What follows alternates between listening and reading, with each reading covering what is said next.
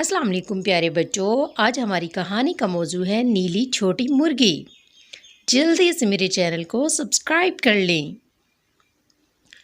राजू बाहर खेल रहा था। उसके अब्बू ने उसे 2 अंडे ला के दिए और कहा कि इनको रख दो।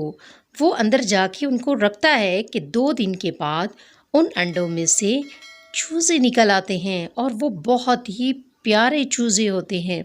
आहिस्ता आहिस्ता वो चूजे बड़े हो जाते हैं और फिर वो राजू उनसे खेलने लगता है और उनसे बहुत प्यार करने लगता है और वो दोनों चूज़े मुर्गियां बन जाती हैं और दोनों रेड कलर की बहुत ही खूबसूरत मुर्गियां होती हैं।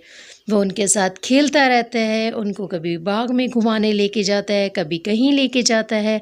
वो बहुत खुश होता है, कभी दरिया के किनारे उनको खिलाने के लिए लेके जाता है और वो बहुत ज़्यादा खुश होता है। एक दिन वो क्या देखता है कि एक आदमी उसके अब्बू के पास आता है और उसे कहता है कि जो तुम्हारे पास सुर्ख मुर्गी हैं, तुम जितनी कीमत चाहोगे मैं तुम्हें दे दूँगा, तुम वो मुझे दे दो। उसका अब्बू राज़ी हो जाता है और वो उसे ख़रीदने के लिए और बेचने के लिए दोनों राज़ी होते हैं। राजू क्या करता है, कमरे में जाता है। उसे कुछ समझ नहीं आ रही होती कि मैं क्या करूं।